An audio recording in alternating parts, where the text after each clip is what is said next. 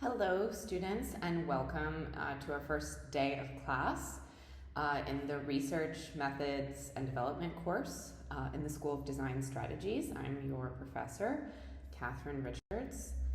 I am trained as an architect, but work between art and design, really, using tons of research methods and methodologies to approach various types of problems in our world with creativity.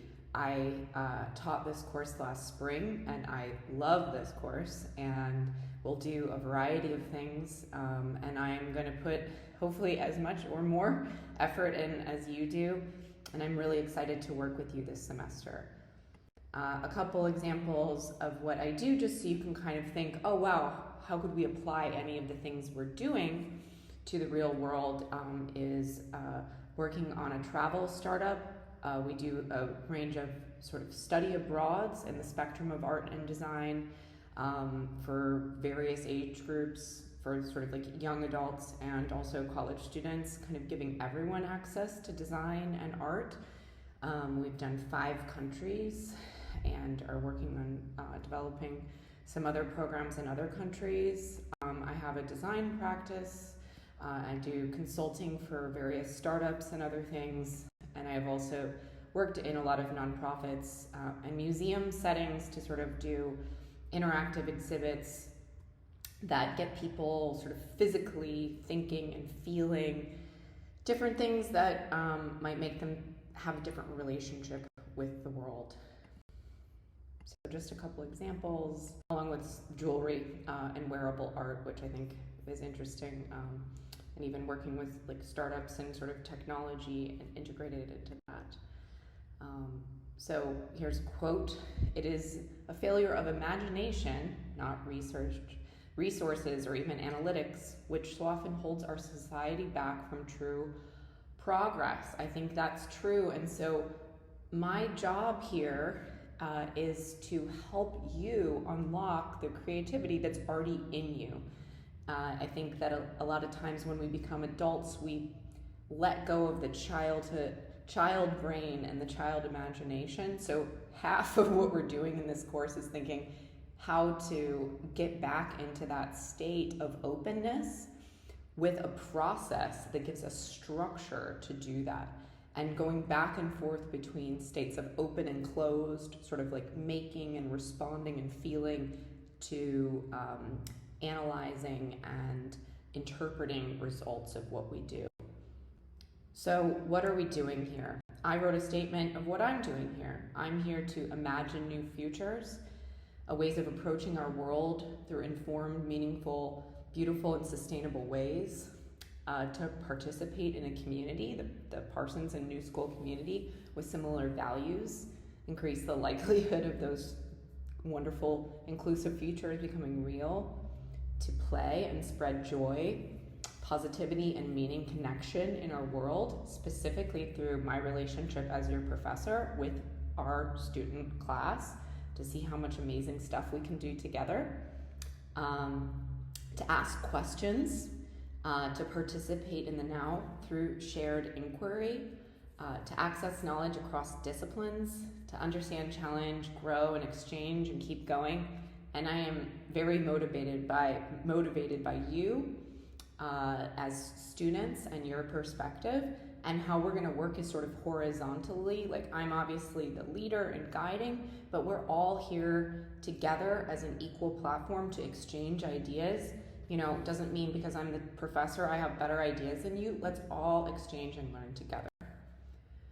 So we're just going to review I'm going to go through the next couple slides quickly. We'll review this again so that it kind of sinks in. But what is research? Sort of what specifically is this course about? It's a method to gain understanding and insight and inspiration. Design research is a little bit different because we only use certain methods for our solutions. And it's different than just market research, where really market research looks at like the wants and needs of consumers and the type of product and forecasts and things. Design research is focused on the people and the user. and the system that it all works in. And it looks at sort of larger market segments. It looks at unmet needs, and it's observation and data based, whereas the market research is more opinion based. So I want you to think about that idea that we're looking at the people and the user and what are their unmet needs. And you might think about these first exercises that are a little, they're pretty poetic. Why would we do it that way? Why would we approach it in that way? And so this course focuses on research methods. So different types of ways that we can approach different assignments that we'll do to identify opportunities and problems, and they're repeatable and organized. So we can compare and contrast different findings and look at things through different lenses. So research and development methods is a course that's a part of a sequence of courses that you'll go through where you're learning these methods. And in this course, we're going to focus on self-care and do a variety of really amazing, interesting projects that sort of look at that. And you're going to be working on putting that all together into a document, a kit of methods that you'll bring with you into the other courses. And that's really needed to solve today's problems. You can't just, having a series of methods can really help you to systematically approach complex problems. And what I'm not expecting out of anyone is perfection. I'm expecting you to just do your best and to just follow through with the process. I don't want you to be expecting your, outcome of everything to be perfect. I'd rather you just be vulnerable and try and trust yourself. Trust your gut. Do something weird, strange. If you're like, I don't know if this is right. I don't even know if I read the assignment right. Just do it. I'd rather you make a mistake and try. You might come out with something more interesting. So go for it. Do your best. I'm not here to judge you or chastise you. I'm here to encourage you to grow and to learn as much as you can. And again, the goal is to test different things and look at different outcomes. How to succeed in the course is to document your work, to participate and do the assignments and the exercises, and to participate in the process. So it's much more about process than product. To take notes in your notebook, that is a really big thing. It's connecting your mind and your hand and your eye together in a sensitive way. That's going to help you learn and retain everything that we're doing in here in a much deeper level, and also to do various readings and to document not only what we're doing and your process as individuals or group projects, but to keep a bibliography. So in our syllabus, we do have a large bibliography, and also we'll have a lot of readings that are located on Canvas online that you can look at, and you should keep an active list of what you're reading and other things that we'll add to that kit at the end. So research and the study of what are we studying? What are you interested in studying? I think that all of us should sort of ask ourselves that, like, what are we curious about? Go to the library, go in depth further, get to know yourself. And I ask the question, how do you think we'll begin? We're going to begin with you. So we're going to use mindfulness to tune in to our personal experiences to really start this journey into research and into our own feelings and needs as a way to sort of open the door to abstraction of desire and all these other things. So we're learning about ourselves as a way to learn actually about culture. So culture is how groups of people live and what it means. And so what this is called is autoethnography. So ethnography is the study of culture. Autoethnography is sort of a personal study as a way to understand culture. So we're doing self-studies, things that get us understanding ourselves. And so it's a critical observation of an individual's lived experience that connects to this larger cultural, political, and social landscape. And you can do it in various ways through research, writing, storytelling, photograph analysis. There are many different ways. So like when you're given assignments, feel free to expand on them. If you're like, I would prefer to make a video in addition to this, and I want to make a painting or something else, that's great. Like, just use your creativity for where your sort of heart takes you. And again, we're sort of looking at this deep reflection in ourself to understand sort of the universal. But we have to sort of go inside first to really understand and have sort of empathy and awareness. So that's why the first week, it's called tuning in. That's what we're working towards, tuning in. So we're doing research through lived experience and memory. So we can deal with memory, we can deal with the senses and narratives and empathy. So that's really where we're going to start. And this kind of self-study where you're looking at yourself and your own experience builds awareness, uncovers imperceptible things that you may not even be picking up on. We're dealing with consciousness, mindfulness, empathy for the self and other. And we're going to be conducting sort of self-observation and observation of others and other places. But what we're really looking to do is be able to see the world and see ourselves and other humans with new eyes. And those insights inform our understanding of culture and how we and others fit into that. So we're going to do this in a variety of ways: journaling, drawing, painting, writing, reading, questioning, interviewing throughout the whole semester. But again, we're beginning with this autoethnography. So we're going to end today's lesson with a reading by Joan Didion, and this is a quote from her: "Make a place available to the eyes, and in certain ways, it's no longer available to the imagination." Make a place available to the eyes, and in certain ways, it's no longer available to the imagination. Another quote: "Poetic knowledge is born in the silence of scientific knowledge." So this quote sort of indicates why we might approach these initial research prompts through poetry, through emotion, through memory that doesn't tell all the parts of the story, because sometimes in those gaps is where we actually find like the true meaning. Or if you think about culture, it's not just about facts. If you found a pot in ancient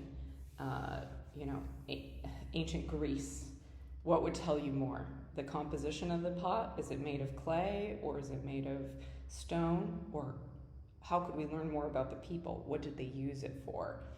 How long did it last? When exactly was it? Was it a serving dish, or was it for a ceremony? That's when you really start to understand things. So one way that we will conduct our research is through having a field notebook. So this is really important, and this needs to be picked up this week in class so that you can take notes each day when I'm giving a lecture, or when we're talking in class, or we have different reflections to make. All of those should be documented in your notebook by hand. This is an example. You're welcome to print readings out, draw in it, write in it, collage in it, make it your own, make it your narrative. The more time and effort you put into this notebook, the better results and the longer term memory of learning you're going to have. So our first exercise is called Painting with Memory, and in Canvas it's uploaded and you can see it. But we're going to go through a memory in our mind.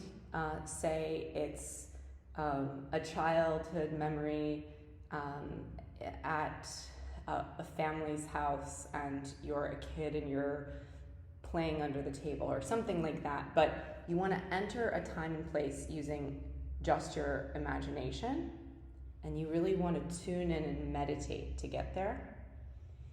And you're going to describe the place only using sensory phrases, colors, scents, other things like that.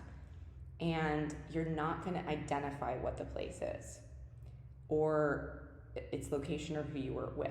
So that's the trick. We're using descriptors to make someone feel that they're there, but you're not exactly telling them the full story.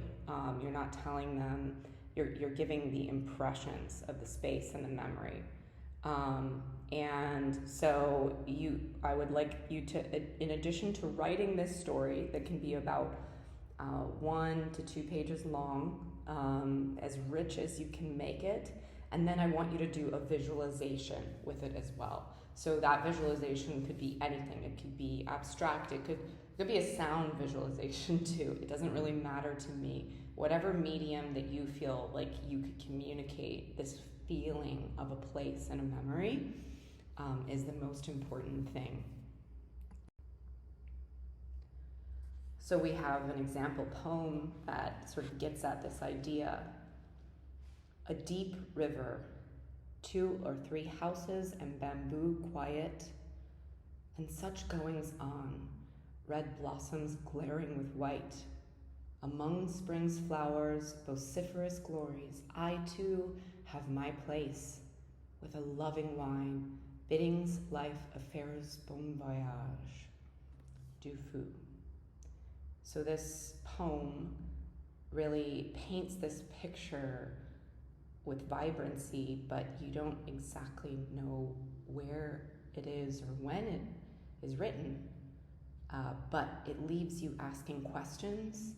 It's full of sensuality, and it really kind of gets your mind thinking and being in a different place. It has color to it, scent. So these are the type of words and writing that we're going to use. Our second assignment is, and these are fun assignments. I know sometimes I don't like the word assignment. I was going to say exploration or something like that. They're pretty fun.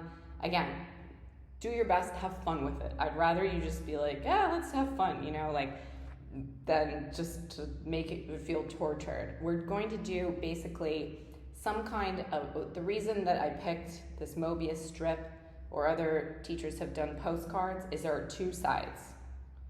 So we're looking at life, some aspect of life, and we're looking at 2 sides of it, okay? That's the point of this.